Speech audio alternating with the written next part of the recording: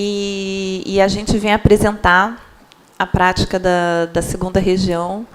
Estou aqui, vou apresentar aqui a doutora Cristiane Conde Matalik, diretora do Foro do Espírito Santo, e ela vai fazer a exposição. Pode começar, Cris.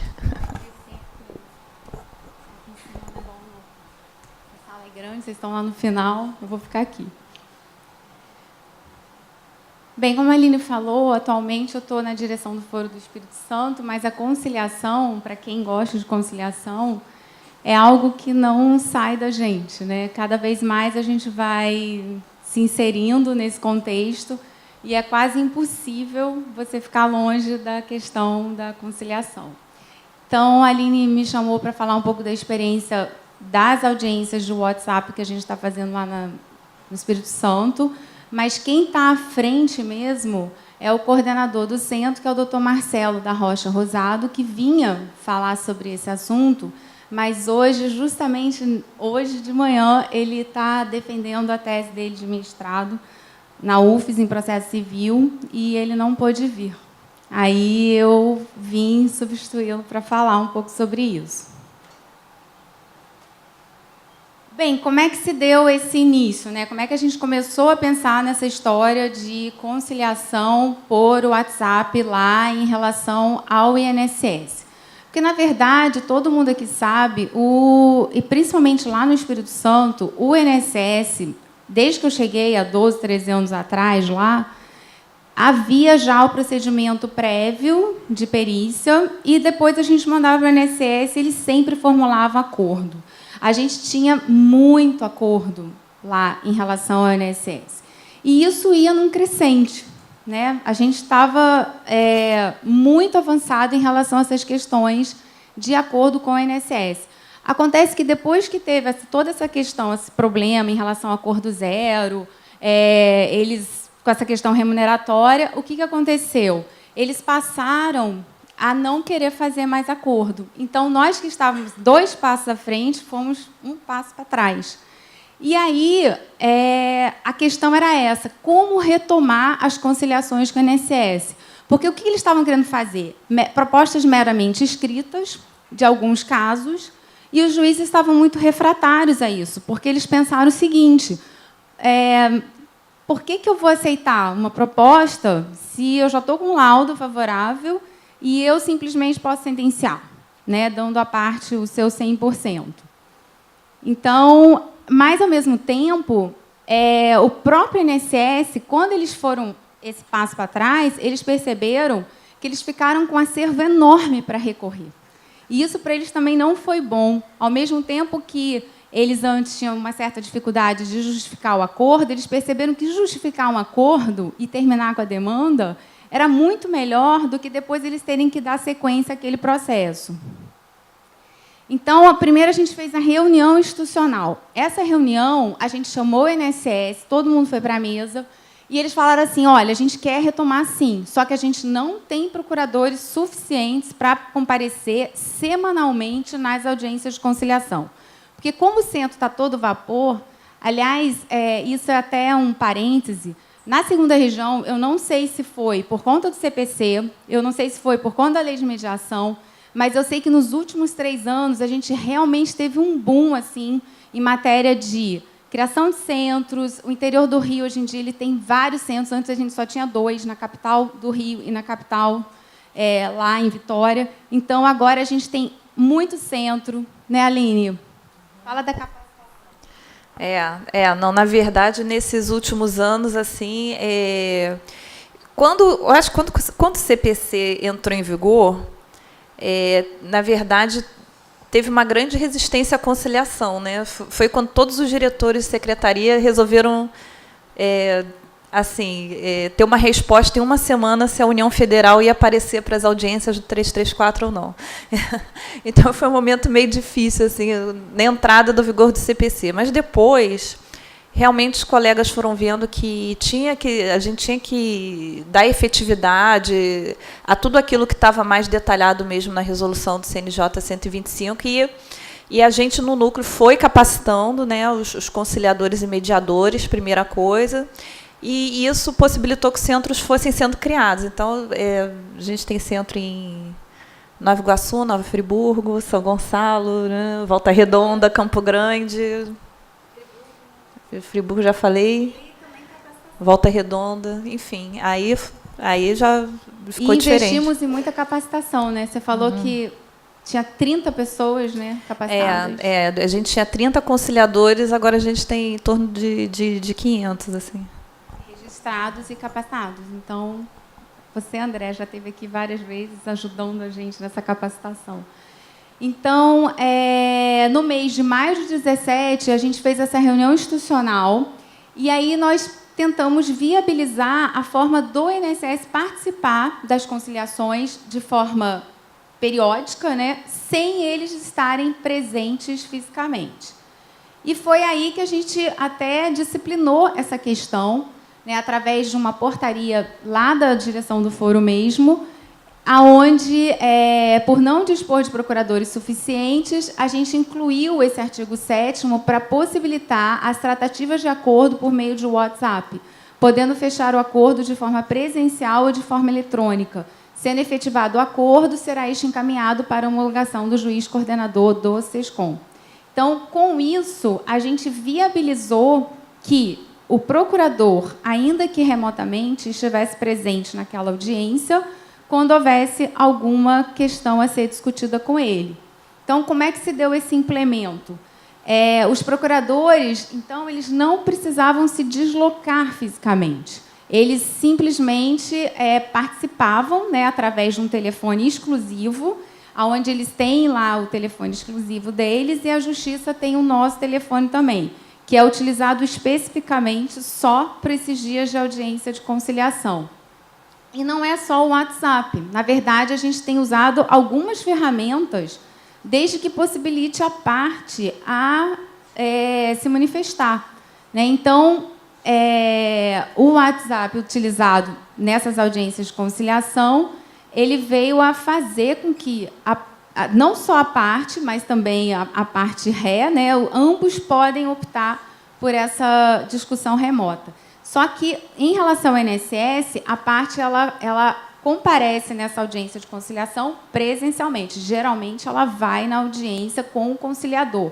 Então, é uma conciliação formal, normal, né? A gente tem uma audiência onde o conciliador ele vai trabalhar como conciliador, ele vai se apresentar, ele vai fazer a apresentação da proposta. Como disse a Aline, ele vai dar uma decisão informada para a parte. Só que ela, tendo que discutir alguma coisa, essa discussão com o INSS se dará por WhatsApp.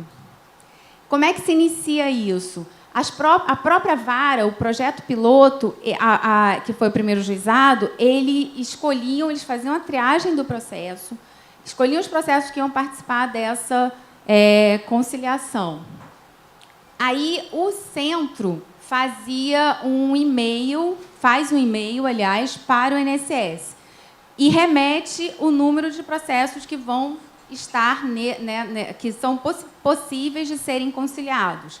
O INSS, então, ele vai analisar caso a caso e vai dizer, olha, esse sim, esse não. Só que, geralmente, o INSS tem aceitado praticamente, até porque eles já dizem as matérias, né? Em julho, eles já definiram quais matérias que eles gostariam que estivessem nessa conciliação.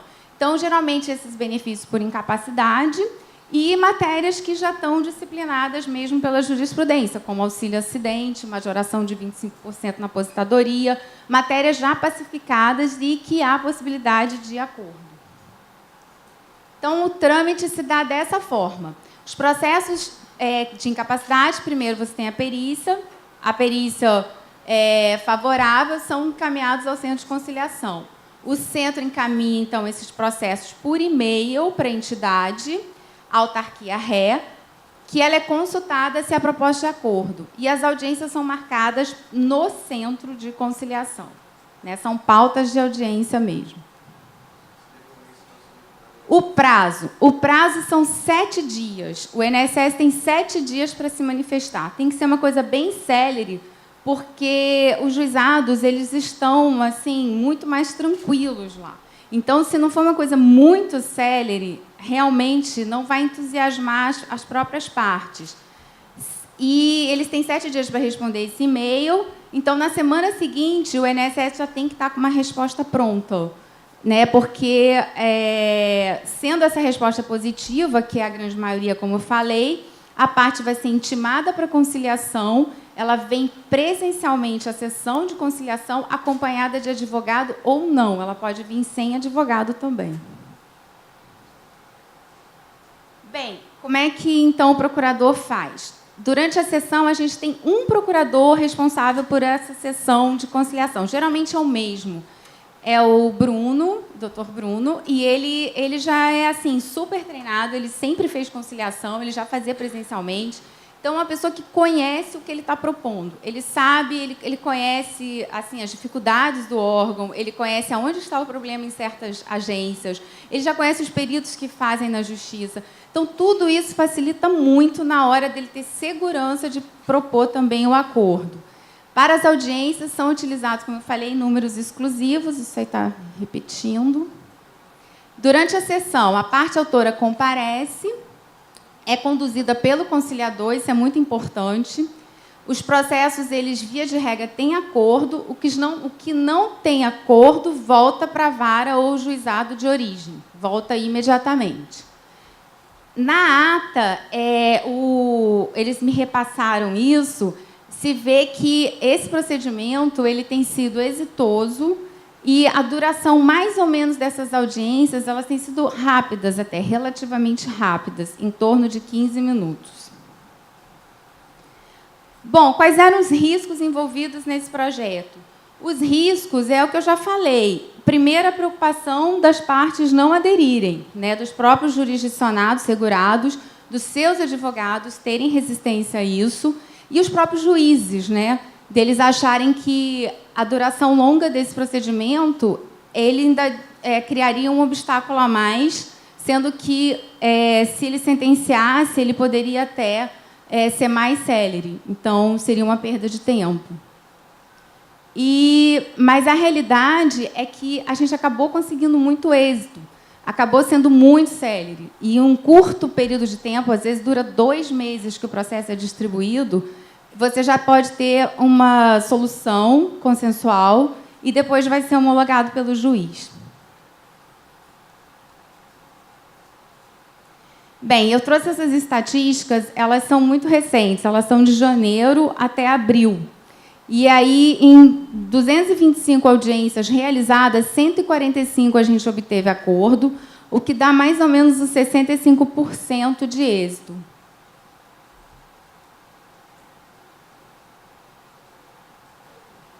Bem, o índice, como visto, ele é de 65% a 70%. Pode parecer que esse índice ele é pequeno, mas, na verdade, ele só não é maior porque, como eu falei, a maioria dos casos, eles já são casos que, provavelmente, a pessoa vai ter êxito. Então, alguns advogados cientes disso, também questões de honorários envolvidos, a gente conhece bem assim, algumas resistências, eles preferem esperar para receber 100%. Mas a gente sabe que, em relação a acordo, quando a gente fala em conciliação, a gente está falando em interesse. E aí a parte que sabe se ela quer resolver aquilo logo, muitas vezes ela quer receber o retroativo o mais rápido possível, ou ela quer que seja implementado logo o benefício. Então, durar mais tempo com aquela demanda, ainda que exitosa, pode ser um prejuízo maior no futuro. E essa questão do percentual, ele também é relativo, porque o INSS, ele muitas vezes propõe um percentual bem alto, 90%, 95%. Nos casos que eu vi, 100% é só quando é auxílio maternidade, que é aqueles benefícios menores, que os valores são mais baixos, aí eles realmente oferecem 100%. Aí, até com o outro pessoal que a gente conversou, a Aline até levantou uma questão interessante, que para o INSS, né, Aline? O quê? A proposta é 100%. Né? Ah, sim, sim. Não, porque tem a diferença, né? No Espírito Santo tem realmente o desconto, e no Rio essa equipe remota de benefício por incapacidade, é 100%, mas é aquela coisa, né? Eu às vezes até dou no curso de conciliação exemplo do vendedor de carro, né? O vendedor do carro, ele acha que o carro vale 50 mil e o comprador acha que vale 45, né? Então essa questão do valor, né, depende do olhar, né, da pessoa. O 100% aqui no Rio de Janeiro, às vezes a pessoa, a outra parte, vai achar que não é 100% para ela, né? Porque tem detalhes como a data da perícia, a data do benefício, né, a data que vai iniciar o pagamento, a questão do índice, se vai ser o IPCA, se vai ser o TR. A questão do enfim, e na verdade o que a parte quer, ela quer, ela tem uma noção de, vamos dizer assim, não diria de justiça, tem uma noção do valor justo. Mas a parte que chega a gente para a conciliação, ela não é presa a essa tecnicidade, né, essa questão jurídica lá do STF. Ela vai querer um valor, ela vai, mas está dando desconto de quanto? Está descontando R$200 da proposta? Não, então aumenta R$50. Então tem um espaço aí para a barganha e é assim mesmo, a barganha tem que ser, não em termos de valor mesmo. E acabou que o nosso sucesso lá foi tão grande que todos os juizados, inclusive o da Serra, que é um município bem perto da capital, eles também estão aderindo ao projeto e estão encaminhando seus processos para as nossas sessões de conciliação. Aqui eu só trouxe para ilustrar, porque, ao mesmo tempo, o nosso centro... Deixa a foto aí, peraí, vou te... Olha em cima é o mutirão da Caixa do INSS em Vitória, ali, sempre muito cheio, ali o Centro de Conciliação de Vitória. E ali embaixo foi o mutirão que a gente fez agora, 23 e 24 de abril, em Colatina. Então, assim, às vezes, esse foi um mutirão assim, que foi empurrado. Que a gente fez eu fui fazer reunião institucional lá em Vitória e o INSS não apareceu. Aí eu falei, então vamos fazer um mutirão de conciliação e julgamento. Aí a gente foi lá, ótimo. A gente fez 5 mesas, eles só tinham 2 procuradores, e os 2 que foram fizeram todas as propostas possíveis. Então, às vezes, a gente tem, diante das dificuldades, a gente tem algumas resistências, quando a gente vê na prática é mais fácil do que parece. Muito acordo de aposentadoria rural. Mas esse não foi por WhatsApp, não. E aí a gente também começou a aplicar no interior em relação a outras réis. Por quê? Às vezes a Caixa, o Correios, a gente tinha reunião, essas conciliações pré-processuais, e a pessoa residia numa comarca que não havia Justiça Federal. Então, a alternativa que a gente teve, já que estava impossível fazer videoconferência, era tentar fazer o acordo através do WhatsApp também com essas entidades. E os advogados e as partes autoras agradeceram muito de não terem que se deslocar, muitas vezes, para um município longe, assim, né, onde teria essa possibilidade de videoconferência, para fazerem a tentativa de acordo também por WhatsApp. Então, por essas partes residirem em locais, né, onde você não poderia nem por videoconferência, a gente também ofereceu a possibilidade de fazer por WhatsApp. Isso, estou mais repetindo, né, o jurisdicionado ficou mais satisfeito, não tendo que se deslocar quilômetros para participar de uma audiência. Outras aplicações também têm sido utilizadas nos seguintes casos. Quando a gente tem uma sessão de conciliação e, às vezes, a parte ela não está assim, totalmente certa de que quer fazer o acordo. Então, o que acontece? Ela quer deixar para conversar com o filho, conversar com o advogado, um primo que é advogado. Então, a gente faz a sessão de conciliação, né, inicia, faz uma primeira sessão presencial. Se a parte tiver dúvidas, há a possibilidade de, na ata, ficar estabelecido e ajustado que os próximos contatos eles serão não presenciais, eles serão via WhatsApp para se tentar fechar um acordo por essa via. Então, a parte vai continuar as tratativas do acordo uma com a outra e, se houver acordo, né, eles podem trazer isso depois para ficar consignado na Justiça. Mas é uma possibilidade de você não ter que fazer novas audiências presenciais, a parte ter que se deslocar. Então, às vezes, elas já estão num ponto que elas mesmas podem se comunicar e tentar chegar a um bom acordo. Bem, a conclusão aí dessa história toda. A primeira é que tem que haver uma relação de confiança. As partes, para aderirem a um projeto desse, os juízes, você tem que criar todo um ambiente de confiança, né? Uma confiança mútua entre os envolvidos no processo.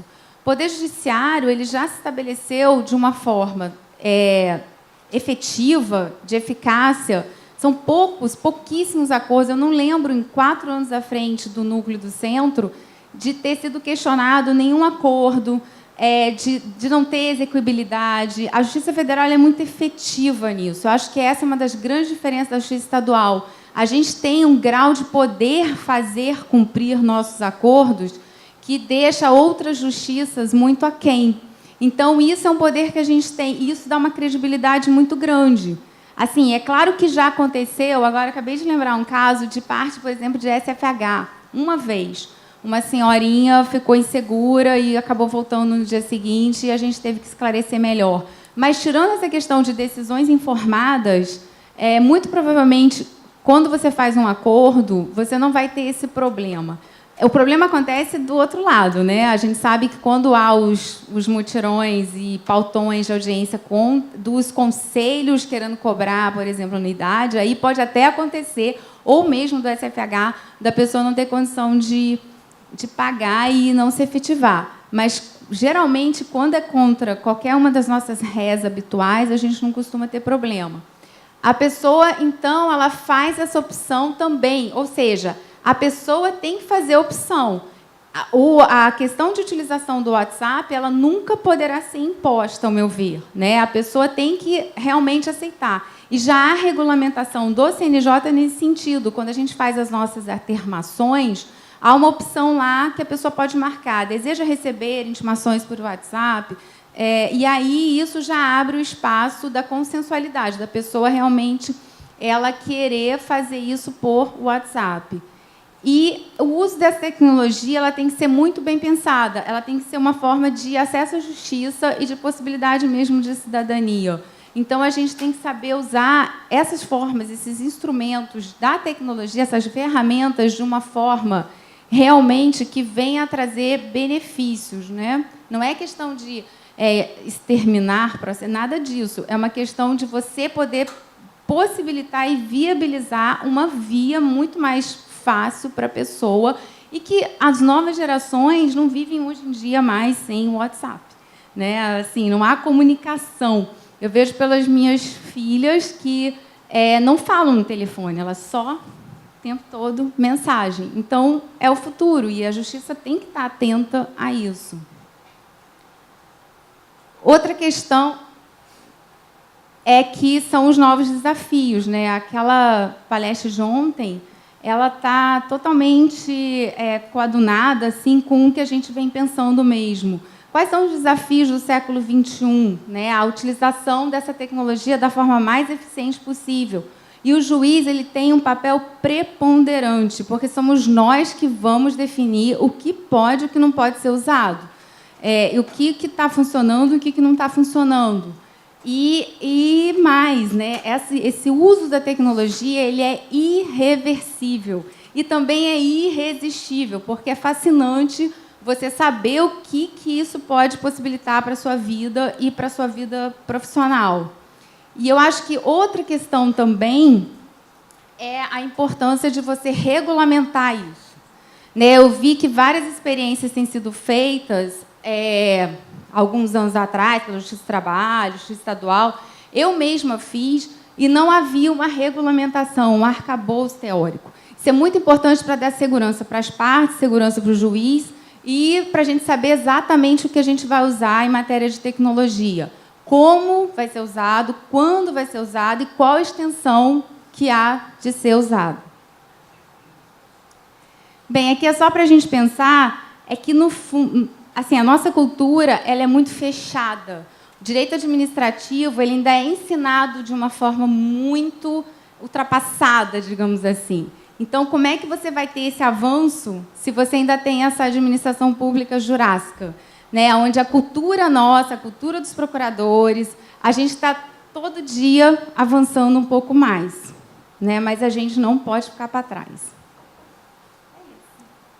Obrigada.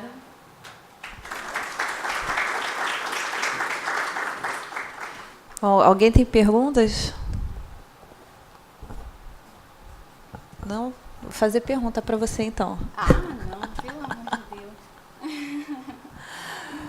Perguntar como é que se fica registrado as conversas do WhatsApp, tanto na audiência de benefício por incapacidade, como em outras, na vara, juizado. Na verdade, fica consignado na ata, né, essa questão da possibilidade das tratativas havidas, até para a pessoa ter um documento, né, onde ela vai poder utilizar isso depois para executar. Então, na verdade, quando eu fiz na própria vara, no segundo juizado, quando eu era do segundo juizado, eu utilizei só via WhatsApp toda uma sessão de conciliação. Foi até que eu conversei no Fonacom do ano passado. E aí eu dava um print nas telas e colocava tudo lá no processo.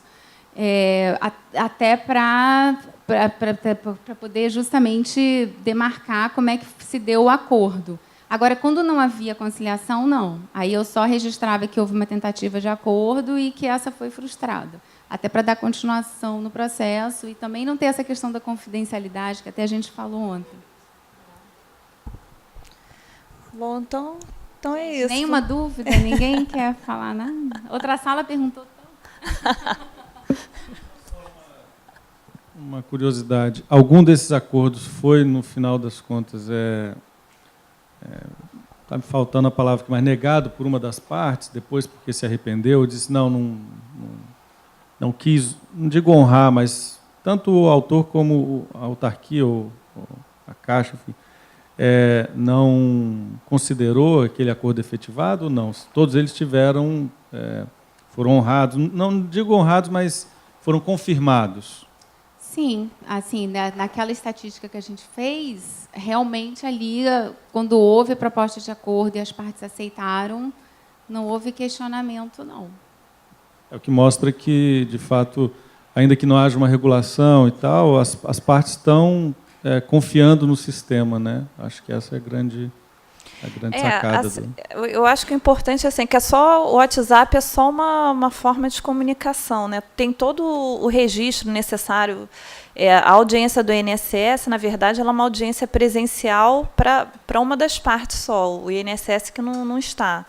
Então, já tem uma ata de audiência, as outras também, há um registro depois que foi praticado o ato, né, Cristiane? Então, tudo isso dá uma seriedade, dá uma... Mesmo que tem essa tratativa do WhatsApp depois da audiência, que é como uma forma de continuação da audiência. Na verdade, assim, eu vejo na prática que muitos acordos não são feitos naquela hora, mas poderiam ser feitos no dia seguinte. A gente vê muito isso em mutirão. Não, porque eu preciso perguntar para o meu irmão, você vai me emprestar R$1.000 que está faltando? Então, é para esse tipo de questão que tem também essas tratativas no WhatsApp, que essas não têm conciliador, né? A do INSS tem um conciliador, está lá na justiça, presencialmente. Agora, essas que têm a audiência e se registra, olha, as partes vão continuar fazendo tratativas pelo WhatsApp por mais um mês. Aí a justiça não interfere, está sendo feito assim, e está funcionando. E aí as pessoas retornam. Aí o compromisso é do prazo. A pessoa tem que as partes têm que voltar em determinado prazo. Mas, assim, como a gente vê, é o tipo de medida que se toma quando realmente faltou só um detalhe para o acordo ser fechado. Aí volta bem com o acordo. Bem, já que vocês estão querendo pergunta, eu vou fazer 3. Uma é... por exemplo, assim, como é que vocês entendem se estiver tendo uma audiência normal na vara? Eu vi que com essa ETRMB do INSS, parece que as conciliações de previdenciário nesses locais estão sendo feitas nas próprias varas e não no núcleo de conciliação. E existe sempre essa coisa assim, o juiz poderia voltar, o juiz que julga poderia conciliar? Então, a gente vê muito esse detalhe. Quando fala em constelação, não. Né? Parece que é uma coisa assim, não está estabelecida, mas está subentendido que o juiz que estiver fazendo a constelação, ele não vai julgar o processo. Mas, nesses outros casos, ou em qualquer instrução, numa ação de dano na própria vara, vocês entendem que poderia ali o juiz mesmo fazer a conciliação, ou ele vai suspender e mandar para o centro de conciliação para que isso siga num sejuscom. A outra coisa é que eu vi alguns processos em que a conciliação, o centro de conciliação local, ele não homologa o acordo. É como se ele suspendesse o processo para que aquele acordo se cumpra e, se não cumprido, o processo volta a tramitar. E existia a outra possibilidade, você homologa o acordo no núcleo de conciliação e, depois, se uma das partes não cumprir, aí eu vou para a execução do acordo e não para um retorno de tramitação normal de instrução processual. Então, vamos dizer assim, vocês entendem que essa atividade do sejuscom seria de homologar o acordo e ali eu teria um título, se a parte não cumprir, um título já para executar, ou não, eu suspendo o processo para uma tentativa de acordo e com essa tentativa, vamos dizer assim, se ela não for exitosa, nós vamos continuar na tramitação processual. Então, é isso, da extinção do acordo. Vamos por partes, vamos começar a responder. Como dizia o William, como dizia o esquartejador, vamos por partes. Bem, a primeira questão aí colocada é que eu desconhecia, porque realmente eu estou um pouco fora da conciliação, mas a gente até discutiu com outra turma que o que acontece? Quando o INSS faz essa proposta por escrito, meramente, e a parte toma ciência no balcão, né, Aline? Fala um pouco sobre isso. Então, essa equipe remota, né, de benefício por incapacidade, né, ela é especializada, né, auxílio-doença, aposentadoria por invalidez. E eles são um grupo remoto mesmo. Eles atendem o estado todo, né, do Rio de Janeiro. E em Vitória também é uma outra região, é uma outra equipe. E eles fazem o pressuposto deles que eles... enfim, eles trabalham num lugar diverso, né, e em lugares diversos eles apresentam propostas, analisam se é o caso de fazer proposta de acordo. E aí eles fazem por escrito, eles não participam de audiências, não há participação em audiências, por essa característica do grupo. Então, a gente via nos juizados, né, aquela parte, né, às vezes sem advogado, chegava no balcão e aí pergunta, como é que está o meu processo? Né? Vai toda semana, né, quando dá o dinheiro da passagem, aparece lá para perguntar. E aí a pessoa que está atendendo o balcão da secretaria, teve uma proposta de acordo. O que é acordo? O senhor vai ganhar aqui tantos. E aí fica aquela situação. E, na verdade, conciliação não é isso. Né? Então, esse projeto foi muito bom por viabilizar a gente fazer essa transição, né,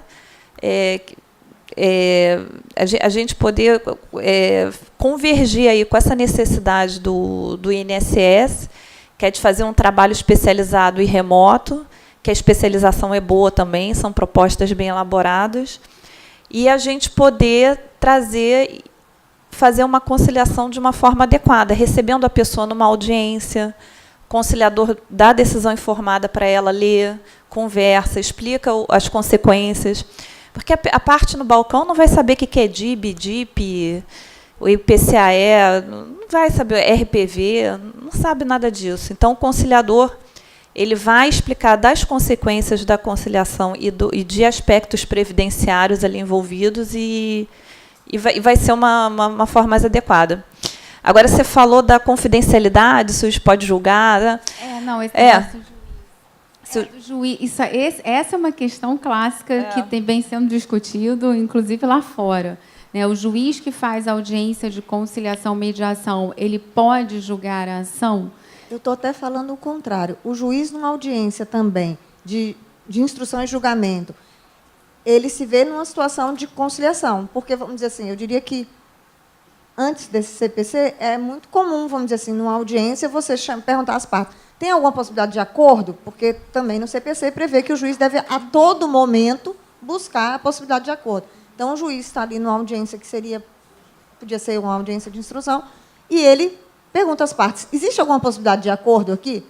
E aí, esse juiz que está instruindo, ele faria essa conciliação. Como é que vocês veem isso? Eu particularmente, atualmente, depois de tanto treinamento de pessoas, não só servidores, mas dos próprios juízes, eu, sinceramente, acho que está muito aquém, durante uma audiência, você tentar realmente fazer uma conciliação nos moldes, né, de uma conciliação como deve ser.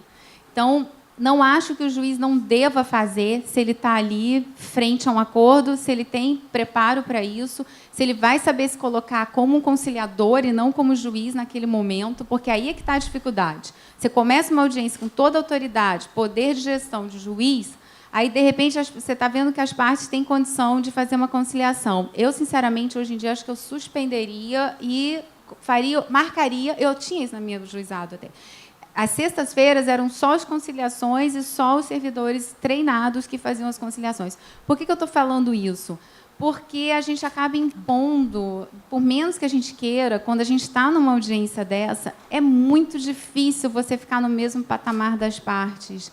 É quase impossível. Você acaba, não sei, você acaba, de alguma forma, influenciando na tomada de decisões ali. Então, por isso é que eu não acho tão bom. E, se invaracível, eu acho pior ainda. Porque agora que eu estou invaracível, eu percebo que você pode até tentar fazer conciliações em audiências de instrução e julgamento, você está com as partes ali, às vezes aquilo está indo para um acordo. Mas, como juiz, de repente, você largar de mão e falar, bom, agora eu sou a conciliadora Cristiane, não me vejam mais como juíza, eu estou aqui para auxiliar vocês a chegarem no interesse de vocês, é muito difícil. Mas, então, a presença do juiz seria ruim para isso? Falando porque antes de existir esses núcleos, o juiz fazia esse papel.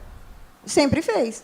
Então, o juiz, o Guaraci, que é mais antigo que eu, deve ter feito várias conciliações em audiências. Não, eu não acho que é ruim, não. Eu só acho que é o mesmo juiz que vai julgar, é ruim ele estar nessa... Ele não vai mais julgar. É isso que eu estou falando. Se você Olha, converter o nos julgamento Estados num Unidos... acordo, você não está mais julgando. Vou voltar em Você Harvard. está pondo fim ao processo por acordo. Não, se ele conseguir o acordo ali, ok. Não vejo problema algum. Lá o problema é se ele não conseguir o acordo ali. Não, tudo bem. Lá em Harvard, a gente perguntou como é que eles faziam lá. Aí eles falaram que cabe ao juiz ele se declarar suspeito. Nisso eu concordo. Ou não. Então, assim, o juiz também ele tem que ter a crítica, porque ele tem que tentar a conciliação a qualquer tempo. Né? Então, ele vai estar lá na instrução julgamento, vai tomando depoimento. Então, se ao final daquilo teve uma negociação, ele tomou depoimentos, ele achou que aquelas tratativas foram desgastantes, ele teve conhecimento de fatos a ponto, e interesses reais das partes, a ponto de afetar a capacidade dele de julgar. Ele tem que se dar por suspeito. E também eu acho que não vai ser uma conciliação pura, feito a Cristiane falou. Porque o juiz que está numa audiência de instrução e julgamento, ele não vai começar fazendo aquela advertência sobre a confidencialidade. Não é? Então, já não vai ser aquela audiência tão propícia a gerar essa suspeição. Então, depende da situação. A coisa não é amarrada, assim. Realmente, eu não posso dizer, não. É claro que o juiz está aberto a fazer a conciliação a qualquer momento. A gente tem esse poder também, agora, é óbvio. Né? Agora, para passar a última pergunta, quanto às conciliações, quanto a homologar, alguns juízes fazem isso e não sabiam que era uma conciliação, falam, não, olha só, se você só homologar depois que é cumprido, você está fazendo conciliação também. Eu falei, alguns colegas vieram me falar que não faço conciliação porque eu só homologo depois está cumprido. Não, mas isso também é um método não adversarial, está conciliação. Mas o que acontece? Os nossos centros, no Rio de Janeiro, os nossos centros são muito especializados só em conciliação. Se tiver pedido tutela antecipada, o centro manda para vara para o juizado. A gente tem um acompanhamento mínimo, né, até de qualidade, vamos dizer, marca lá no acordo que a Caixa Econômica, a responsabilidade civil, tem que pagar em até 15 dias, ou, enfim, qualquer cumprimento, nesses 15 dias, a gente lá no centro vai estar acompanhando. É retirar da SPC, se alguém ligar, o centro vai dar toda a informação. Mas a gente vai homologar antes disso. Vai ser homologado pelo juiz coordenador do centro. Passou isso, e a questão se complicando, vira um título executivo e a pessoa tem que ajuizar esse título. Não vai no centro não executa, os centros do Rio Espírito Santo não executam. Eu já vi a situação de... por exemplo, você suspende o processo, porque a Caixa vai apresentar uma proposta para a parte, isso muito em monitória, e aí ela apresenta isso extrajudicial lá na Caixa. Aí depois ela vem e fala assim, as partes chegaram a um acordo e eu vou e peço a homologação. Eu vou dizer assim, eu não homologo porque o acordo não está no processo. Então, eu declaro simplesmente a perda de objeto do interesse dela, porque ela fez um acordo extrajudicial e vem e diz, eu não tenho mais interesse na execução. Então, eu não sei como vocês consideram, mas eu, por exemplo, não considero que isso foi um acordo homologado em juízo, porque eu não tive nem acesso a ele, e normalmente nem traz. Ela nem traz, nem apresenta o acordo. Aí entendimento. O colega ali, Tiago, ali. Pô. Não, parece que... Ih, cadê? Então, o microfone. Não, aqui. Eu queria perguntar... Não sei, acho que foi antes. A importância do colega pode perguntar primeiro, não tem problema. O que eu queria perguntar se vocês já tiveram questão de conflito entre os magistrados. Suscitação efetiva de conflito. Para conciliar os dois? Não. Você homologa como coordenadora. Homologa lá o acordo e remete para o juiz da vara. E o juiz da vara não quer cumprir, porque não foi ele que homologou, ele suscita conflito. Não, a gente não remete. A gente homologa e extingue. Se a pessoa tiver algum problema de cumprimento, ela vai ter no sistema lá aquele título, que ela vai usar como PDF para instruir. Aí ela vai ajuizar uma nova execução, a parte que vai mandar. Gera outro número. O processo indo para o centro de conciliação e sendo feita a conciliação, ele não retorna de modo algum à vara de origem. Só se não houver acordo. Oi? Só se não houver acordo. Não, havendo acordo.